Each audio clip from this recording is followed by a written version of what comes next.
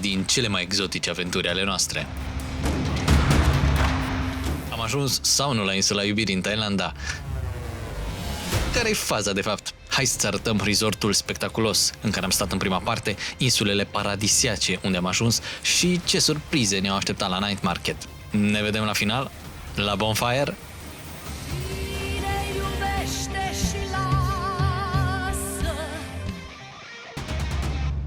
Hello, hello, hello! Suntem în Thailanda! Ca prăpădiții în Thailanda, bineînțeles, la insula iubirii.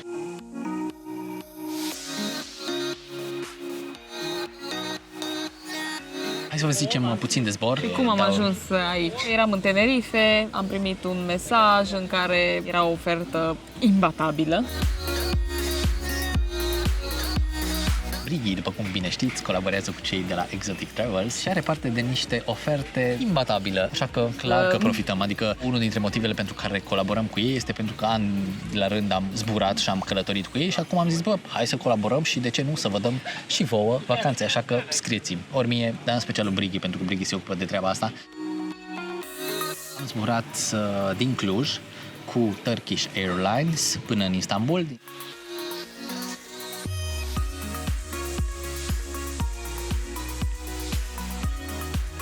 Și am ajuns în Istanbul. Vestea proastă este că ninge și că o să avem întârziere până acum o oră și 40 de minute.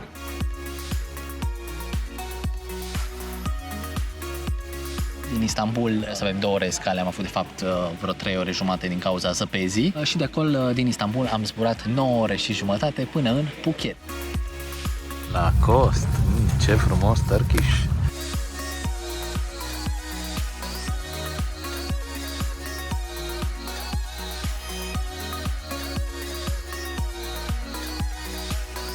Am zburat Cluj-Phuket, Phuket-Cluj înapoi, deci tot zborul nostru pentru 2 persoane cu Turkish, adică cu bagaj de cală, mese și așa mai departe, ne-a costat 1200 de euro.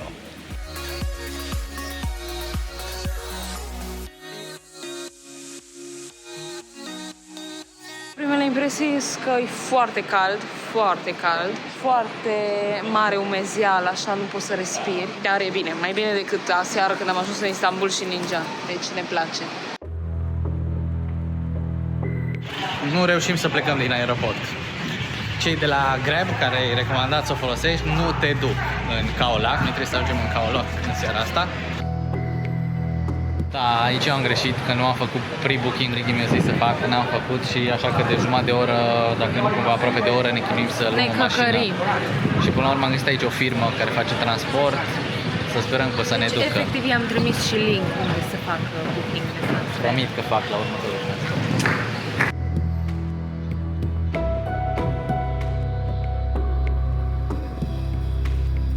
Și am ajuns, ioi. Hello! Și am ajuns în Eden, la propriu.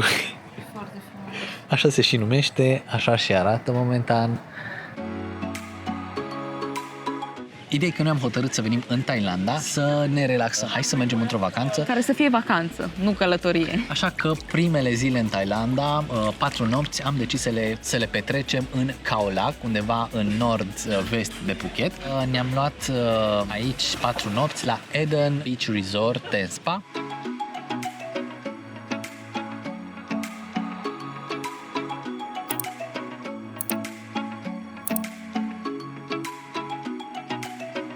Hai că am ajuns. Cum am zis, ni s-a făcut un upgrade. Noi aveam în teorie o cameră cu vedere către piscină, ni s-a dat o cameră cu acces la piscină, adică cameră cu pool access. Intrăm înăuntru, avem aici un mini bar, avem zona asta de oglindă, foarte interesantă. Deci au elementele astea de lemn. Să știți că eu am ales hotelul de data aceasta, pentru că a fost foarte la scurt. mine să apelați dacă vreți, cazări faine. Categoric. Că Brighi îmi știe stilul și cumva i-am știut că ăsta o să fie pe placul ei și acum mă bucur că e fericită. Ăsta e patul nostru. Deci toate elementele din hotelul ăsta o să vedeți că sunt pe crem, gri, lemn. Fibră naturală, lemn, paie, foarte fain. Da. Bambus. Televizorul nu e din bambus, e televizor real. Avem aici baia, care e cumva una într-una cu camera. Există aici O chiuvetă, oglinda asta foarte frumos suspendată, foarte faine toate elementele. Aici avem după aceea Toaletă și Sfântul Tron, dușul, super. Deci, Doamne, iubim culorile, cumva culorile astea ne-au cucerit și să vă arătăm, nu să se vadă, probabil că o să vă arătăm când o să fie zi, dar din cameră ieșim direct afară. Avem aici 2 șezlonguri și aici avem dita mai piscina cu niște palmieri frumușești și o liniște și căldură pe măsură, bineînțeles. Vă zicem acum ce ne luăm, pentru că după ce ne iau meniurile din față, nu o să mai știm cum se numesc. Ne luăm un cow-pad, eu mi-am cu pui până la urmă, pentru prima seară. Brigiu să-și ia un curry vegetarian ce l-au aici. Și un sticky rice. Și un sticky rice.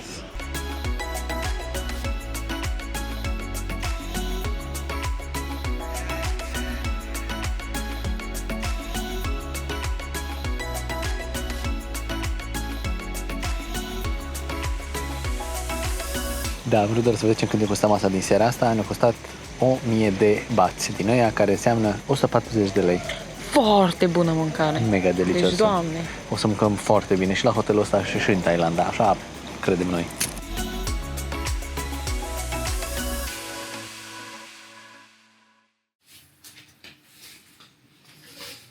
Bună dimineața! De la Insula Iubirii, bineînțeles, pentru cei care nu știu, suntem la Insula Iubirii, aici undeva e și Radu, că se ascunde. Uitați cât de frumos este unde ne-au cazat ăștia de la Antena 1. Chiar mă plictiseam aseară și am zis că suntem la Insula Iubirii și i-am dat mention la Radu într-un story și el ne-a repostat și acum toată lumea are impresia că suntem la Insula Iubirii, da. Gluma a ajuns un pic cam prea departe, aș zice eu. E într-un fel amuzant, într-un fel trist, pentru că îți dai seama cât de aiurea e presa din România și cât de prost își iau informația. Am pus niște story-uri în care am zis că suntem la Insula Iubirii, am întrebat dacă plecăm acasă despărțiți sau cu Radu, i-am dat un mention la Radu și Radu mi-a repostat. Și de la treaba aia a început tăvălugul de chestii, toată lumea, toți prietenii, nu le venea deci să am creadă. primit, nu exagerez, sute de mesaje. Sute de mesaje. Toată lumea ne-a scris, familie, prieteni apropiați, cu prieteni care ne știu foarte bine și știu că n-am face treaba asta, adică e sub nivelul nostru cu mult, sub nivelul multora dintre voi. Dar e trist că chestia asta cumva s-a perpetuat, au preluat-o știrile de Cancan, ziarele deci efectiv am apărut undeva la 4-5 ziare din astea online. Credeți-ne că nici una nu mi-a scris personal. Măi, să vă întrebăm pe voi, e chiar adevărat sau? De asta vă reiterăm ceva ce probabil deja știați, că trebuie să vă informați din surse foarte sigure. Și acum nu vorbesc despre ziarele astea, ca să sunt niște mizerii, Cancan și Click și alte shit-uri pe care nimeni n-ar trebui nici măcar nu să le urmărească, n-ar trebui să-ți apară în film. Vorbesc și aici și de site-urile de știri, de propagandă, care sunt peste tot. Încercați să vă informați din surse cât mai neutre, din agenții de presă care relatează fapte și nu cumva își exprimă o părere subiectivă asupra subiectului. Pentru faptul că ne urmăriți, cu siguranță sunteți destul de smart să vă alegeți și sursele corecte de informare. Cu siguranță este cea mai bună și cea mai măreață farsa mea. Deci, urmăriți-ne sau să vedeți dacă plecăm împreună sau despărțiți de la Insula Iubirii.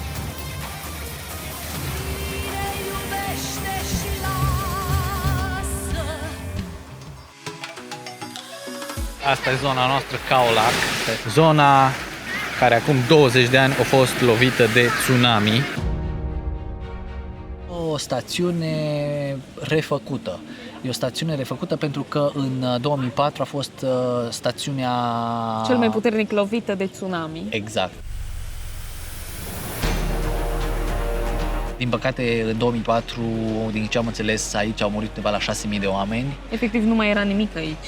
Poate dacă găsim niște poze, punem aici. O să vă arăt niște poze. Nu mai era nimic, resorturi, nimic. Se zice, chiar aici unde suntem noi, citeam că unde avem noi resortul, valurile, unul dintre cele mai mari valuri care au atins plaja după cutremurul de 9,3 grade, a fost de 11,5 metri.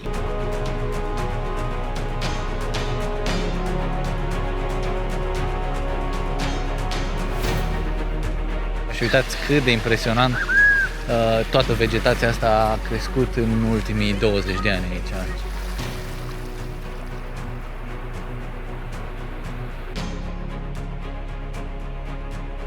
Doamne, când am ajuns aici, iubesc resortul ăsta, e Da, exact pe sufletul nostru.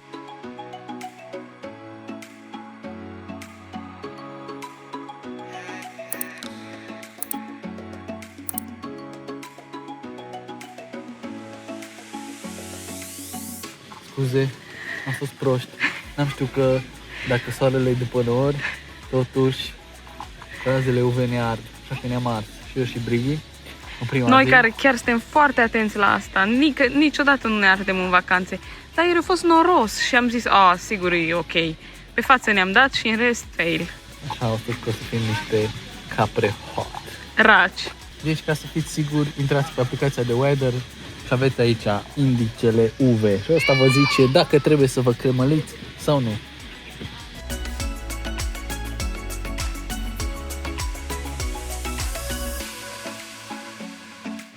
Acum mă duc la un masaj. Mi-am făcut mai o programare pentru că Răzvan avea niște ședințe. Așa că mă duc să mă bucur de ceva pentru care am venit aici.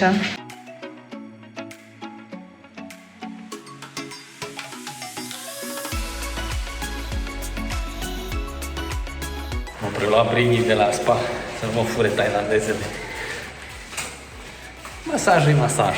Foarte pe stilul nostru, deci culorile, lemnul, stuful, detaliile, deci au niște detalii, deci Foarte multă vegetație. hârtie igienică stă într-un coș așa, Coșulețe. drăguț, deci e Foarte top. atenți la detalii peste tot și la restaurant și la cafenea și la spa.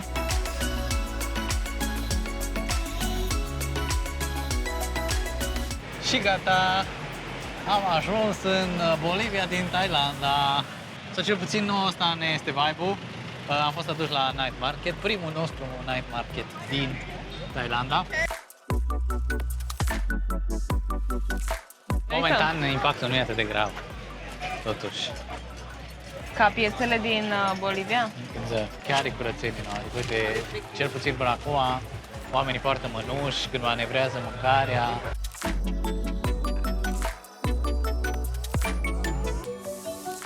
Ce e ăla? Broastă? That's frog? Yeah. Frog? And this is... That is moving? Oh, so there are crickets, silkworm, bamboo Oh, Doamne, worm, ce scârboși. giant water bug, grasshopper și scorpion. Doamne, ce bine arată! And they are tasty, right? I guess. Do you eat? Yeah, I like.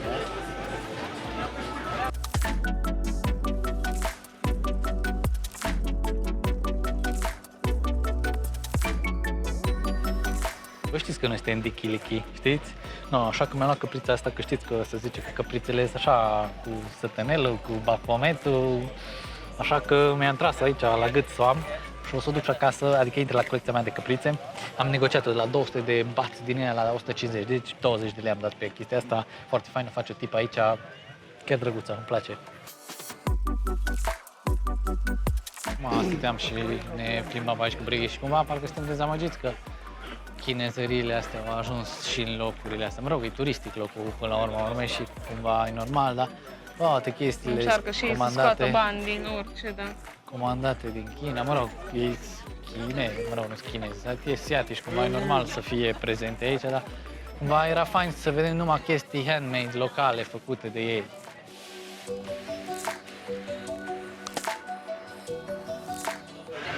Uite aici, domnul Piedone, ce faceți? Ce faceți? Veniți aici în inspecție sau nu?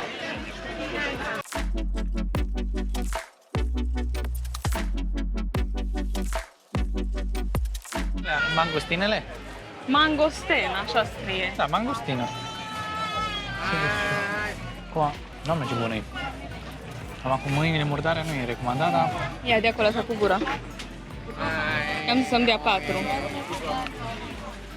Foarte bun și aromat, parfumat. Mă duce cu gândul la chirimoia. Da, doar că nu e așa dulce. chiar arată curat locul ăsta, așa că de-aia ne-am riscat. Iubire, nu vrei un shake? Cum ai zis, iubire? Aici, iubire, roti. Roti. Aha. Ducea plăcinta noastră? Nu. Ca și textură și ca și gust, nu. E un fel de plăcină de noastră, dar da, mult mai crunchy. Și mai subțire aluatul și sărat, parcă. Așa un pic. Am simțit și eu săratul.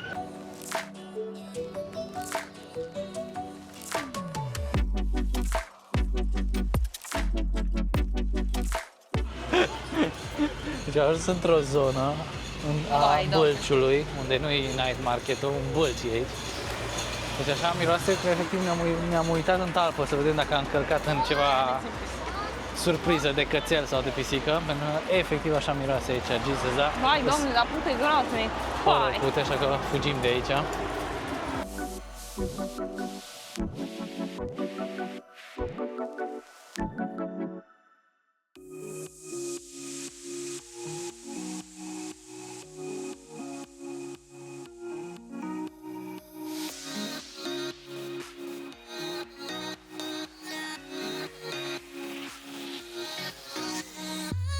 Georgescu a avut dreptate. Românii chiar au fost primii. Din noi surplas toate neamurile, nu de altceva, dar și alte neamuri de aici vin dimineața și își ocupă șezlongul. E ora 7 dimineața, dar lumea se duce, își ocupă șezlongul și pleacă. Cred că scrie mare pe o grămadă de locuri să nu facă. Scrie peste tot să nu faci asta, dar da. Și noi nu ne-am ocupat în nicio zi, mereu am mers pe la 10:30, 11 la plajă și mereu am găsit șezlong. Adică nu e panică că vai, nu mai găsești șezlong, vrei să ți-l ocupi. Poate nu găsești fix pe ăla pe care vrei, dar mereu găsești.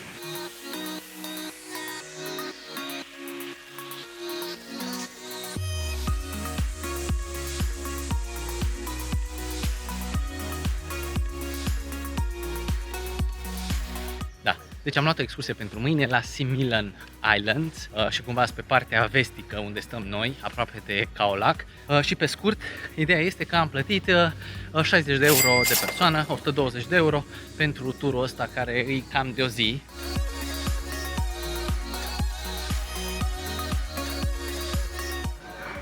Da, în turul ăsta e și breakfast inclus, cu o mică gustărică de dimineață. Noi am mâncat la hotel, așa că nu o să mâncăm aici.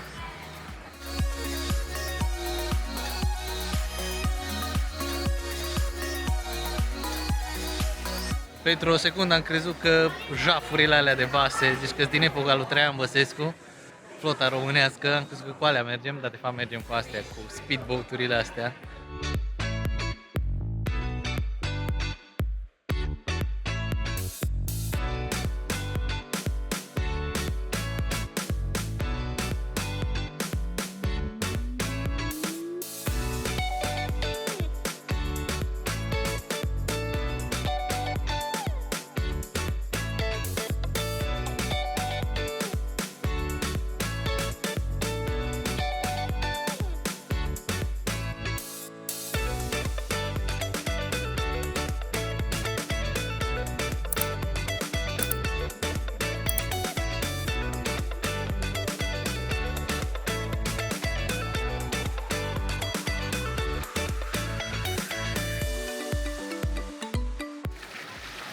Și gata, am debarcat și pe prima plajă de la Similan Islands. Mamă, ce să mai, știți voi, Maldive, culoarea apei. Nu, dar am mai vrut și o să mai vrem. Da, foarte. Deci cât de frumoasă e plaja asta. Cum? Ancorele Bărcilor. Oamenii ăștia, da, uite, oamenii ăștia sunt ancorele bărcilor. Ancore umane. Cât de frumos, e adevărat turistic, dar nu e atât de turistic precum Fifi și celelalte insule populare.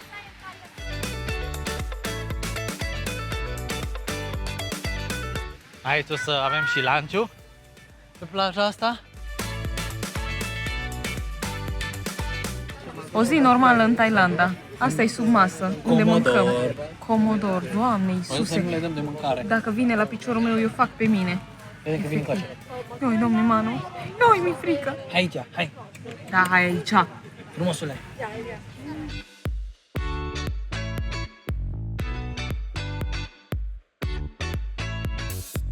paradis, mâncăm mâncare paradisiacă. Deci avem aici niște orez cu carne. Nu noi ne-am adus. Nu, asta am primit, asta primim în turul de astăzi și niște paste cu sos roșu. Orezul nu are stare. Ce ne oferă sistemul? Justiție. Justiție. Paste. Și cu sos la pungă de Ikea. De câți bani a plătit, de atâta ne dau să mâncăm. Cum v-am zis, turul ăsta ne-a costat 60 de euro de persoană, 300 de lei toată ziua. 2 mese, adică micul dejun și lunch-ul și Gustări, băuturi 4 insule pe Similan Islands. și gustări pe vas. Gustări pe vas, băuturi, echipament inclus de snorkeling. Insula 8 de la insulele Similan. Sper să pronunț bine, dacă nu, asta este. Și da, asta e piatra aia celebră care cumva e emblematică pentru locul ăsta.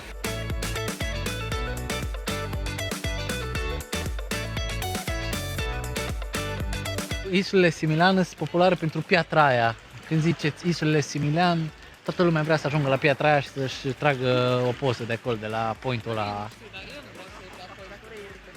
Nu neapărat. Parcă mă entuziasmează numai că avem vegetația asta superbă în jur și plaja asta.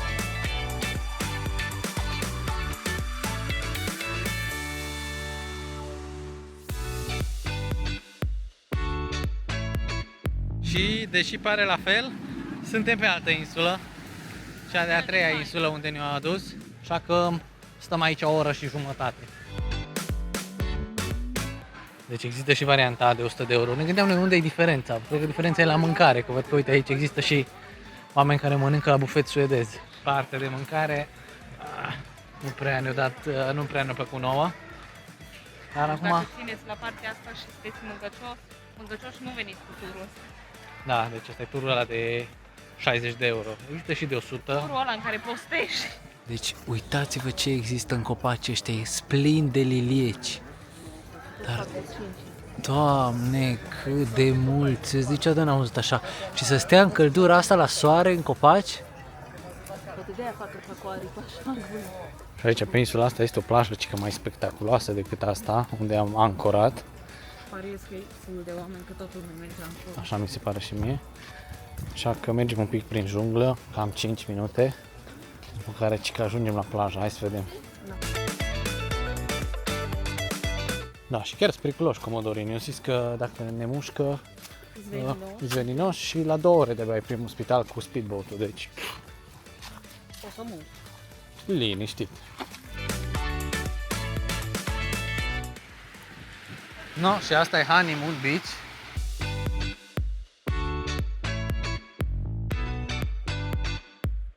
Ce caldă e!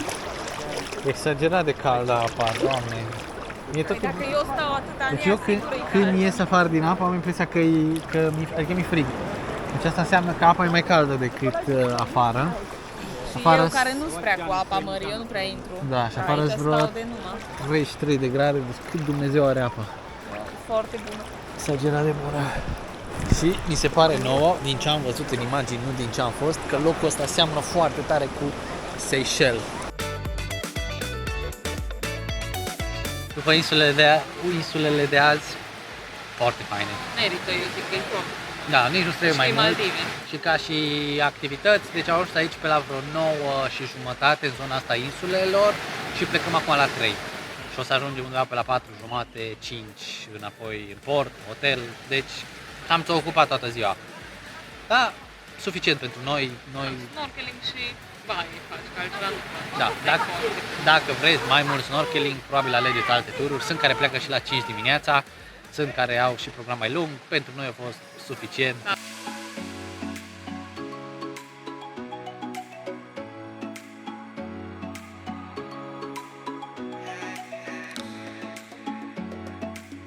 Foarte frumos resortul. Vă zicem și cât au costat. Ne-a costat aici 4 nopți 1050 de euro. Data aceasta am rezervat hotelul acesta prin trip.com. Și cam asta e hotelul nostru, e din altă lume.